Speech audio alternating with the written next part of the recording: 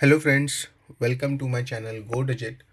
Today in this video we will learn about the new option which is now available in the Dynamics 365 Business Central Admin Center, and that new option is called Environment Transfer. So for the people who do not know what is the admin center and how to access this admin center, who can access this admin center, you can watch my last video where I explained about like who have the access of this admin center, how to uh, open it, and what is the actual use case of this admin center, what other things we can do with this. And gradually we will learn more about in the coming videos about like how we can utilize these other options as well. But yes, the new option which is recently been added by the Microsoft is called environment transfer. So I will show you today in this video that how we can utilize this option, what are the ways to start working with this environment transfer.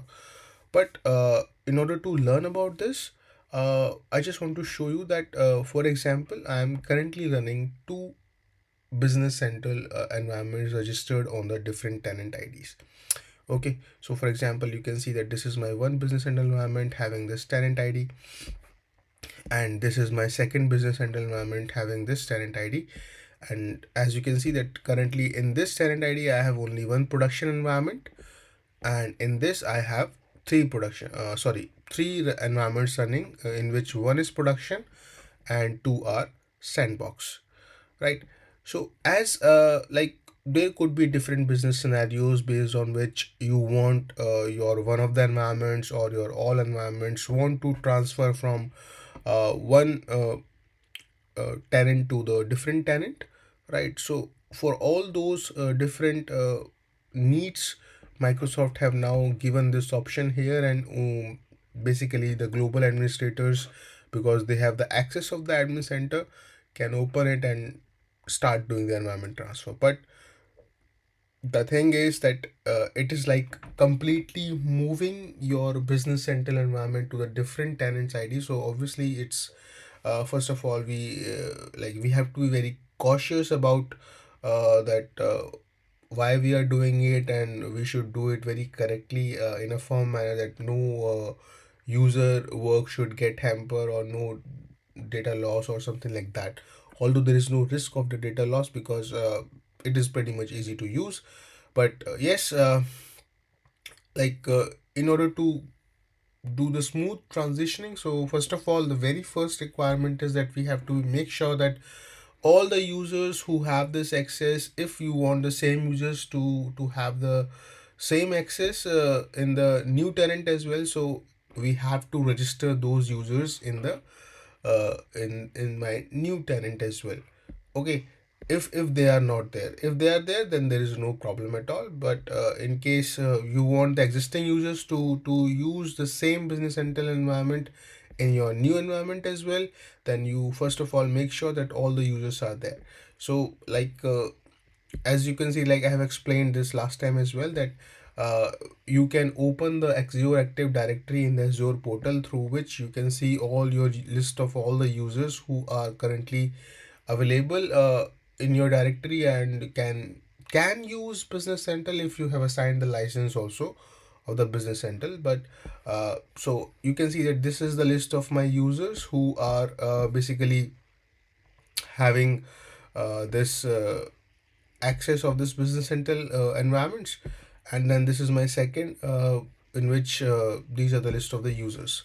Okay, currently they all are same, but in case you see that there are no different like there are different users who are available in this and they are not available here, so it is first the requirement is that we have to add those users in my new directory as well. So there are various options for to doing it, like you can create new users from the Azure Active Directory, or now the new name is Microsoft Entra ID, right? If you have the bulk users, then also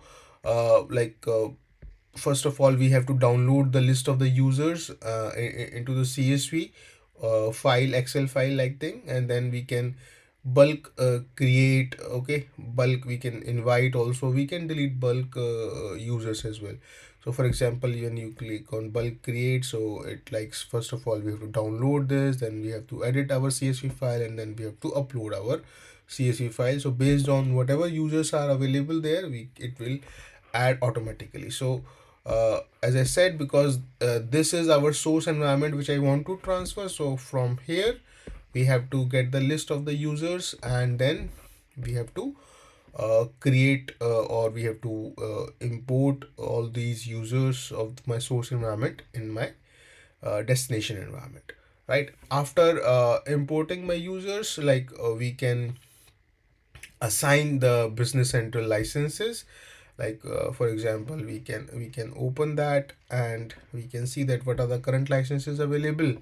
And if I want to assign the new license, I can assign the new license to my users, and thus it will be available in my new business center environment. But let's see, let's go back to the admin center, and now we have to click on this environment transfer. So when you click on this environment transfer, you can see here that it is showing us that use this feature to transfer your environments to another Entra tenant. Only internal administrator can do the transfer environments. Okay, so no other user can do the same, and obviously, like, because no other user have the access of the admin center as well. Okay, so the thing is, when you click on this, you have these two options available. One is a transfer environment, second one is a receive environments. And you can see this section as well, which is saying pending outgoing transfer. So there is no pending transactions are currently there. Okay, so if you are a source environment which you want to transfer to the destination environment, then you have to click on this button. If you are a destination environment and you want to receive something, then you have to click on this environment. So first of all, I am in my source environment, so let's click on the transfer environment. And here you can see that I have these three environments available. But the important note here is that it is saying me that ensure the destination Microsoft Enter tenant has available environments quota to receive the environments.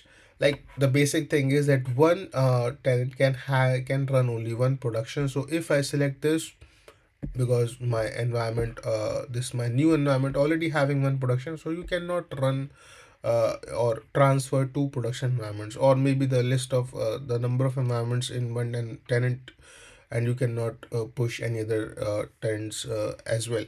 So there could be various things, but now you can see that there are three options available because I am running three different environments.